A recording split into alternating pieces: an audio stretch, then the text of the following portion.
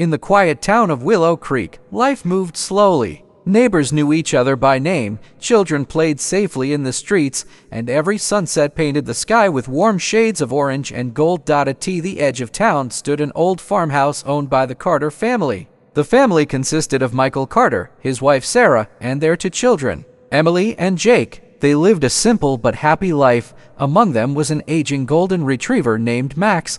Max had been with the family for nearly 14 years. He had grown up alongside the children, protected the house, and shared countless memories. But as time passed, Max became slower. His fur turned gray around the muzzle, and his once energetic legs struggled to keep up. Although the family still loved him, life had become busy. Michael worked long hours. Sarah managed the household. Emily was preparing for college, and Jake spent most of his time with friends. Max often spent his days resting on the porch, quietly watching the world go by. Nobody realized that the old dog was about to change their lives forever. Chapter 2. Strange Behavior. One cool autumn morning, Sarah noticed something unusual. Max wasn't lying on the porch as usual. Instead, he stood near the old barn behind the farmhouse. He barked repeatedly and scratched at the ground. What's gotten into him? Sarah wondered. She walked over and called his name.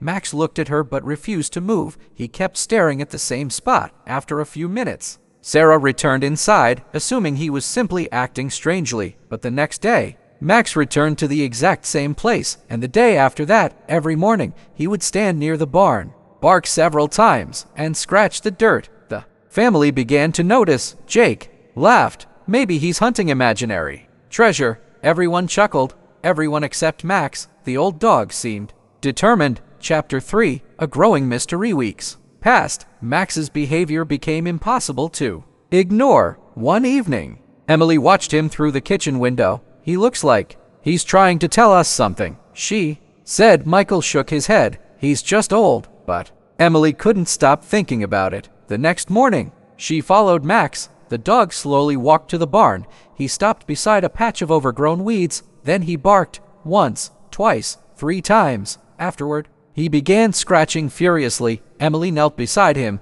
The soil looked slightly disturbed, as if something had once been buried there. A strange feeling washed over her. For the first time, she wondered if Max really was trying to communicate something. Chapter 4.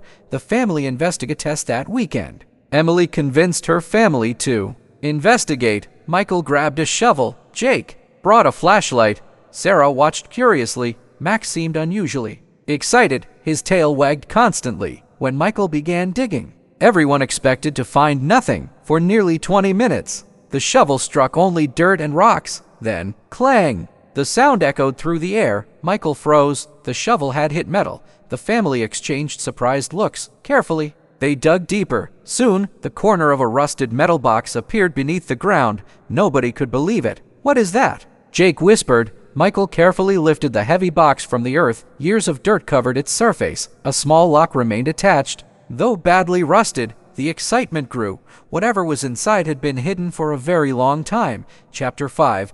Opening the box. Back inside the farmhouse, the family gathered around the kitchen table. Michael used tools to remove the rusted lock. With a loud crack, it opened. The lid slowly lifted. Everyone held their breath. Inside were dozens of old documents, photographs, journals, and several antique coins. Sarah gasped. The papers appeared incredibly old. Many dated back nearly 100 years. At the very bottom lay a leather-bound journal. Its cover contained a name, Thomas Carter. Michael stared silently. Thomas Carter was his great-grandfather, a man he had heard stories about but never met. The mystery had only begun. Chapter 6. A hidden family history. Over the next several days, the family carefully read the journal. Thomas Carter had written detailed accounts of his life. The journal revealed stories nobody in the family had ever heard. There were descriptions of hardships during difficult economic times, stories of sacrifice, acts of kindness, and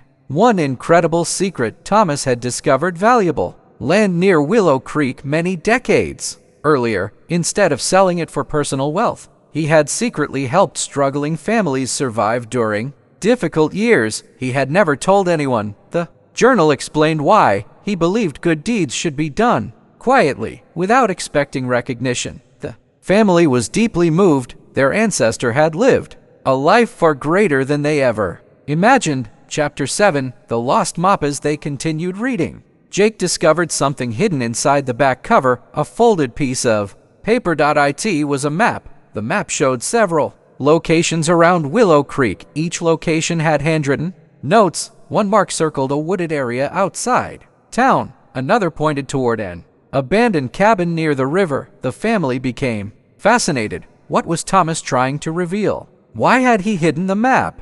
And how had Max known where to find it? The questions seemed endless. Chapter 8, Following the clues. The following weekend, the family decided to investigate. Max insisted on joining them, though old and slow. He seemed energized by the adventure. The first location led them to the abandoned cabin. Inside, they found little more than dust and broken furniture, but hidden beneath a loose floorboard was another envelope. Inside were letters written by families Thomas had helped. Many thanked him for saving them during difficult times. One letter read, "Your kindness gave us hope when we had none." Sarah wiped tears from her eyes. The discovery transformed Thomas from a distant relative into a real person, a hero whose actions had quietly changed countless lives. Chapter 9, The Town Learns. The truth. News of the discoveries spread throughout Willow Creek. Local historians became interested. Residents gathered to hear the story. Many older citizens recognized names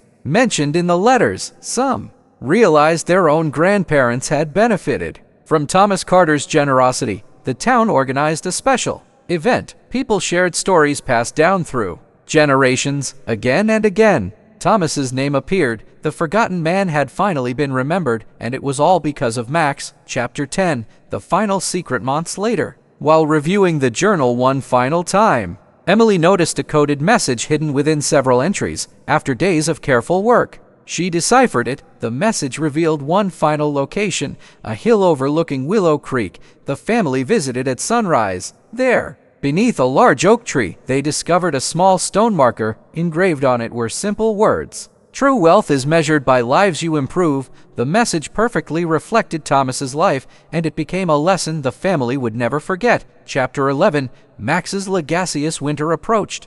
Max grew weaker. The old dog spent most of his days surrounded by the family he loved. This time, nobody was too busy. Everyone understood how special he truly was. One snowy evening, Max rested beside the fireplace. The family gathered around him. Michael gently stroked his fur. "Thank you, old friend," he whispered. Max looked at each member of the family. His eyes seemed peaceful. Content.as. If his final mission had been completed. Chapter 12, A Lasting Impact. The discoveries inspired the Carter family to continue Thomas's legacy. They created a community charity fund. They helped struggling neighbors. They volunteered regularly, and every year, the town celebrated Thomas Carter Day. At every celebration, one story was always told. The story of an old dog named Max, a loyal companion who refused to give up. A dog who led a family to a forgotten secret, a secret that changed not only their lives but the lives of an entire community. And long after Max was gone, his memory remained alive, because sometimes the greatest treasures are not gold, money, or riches. Sometimes the greatest treasure is discovering the kindness that connects generations, and sometimes it takes the faithful heart of an old dog to lead the way. The end.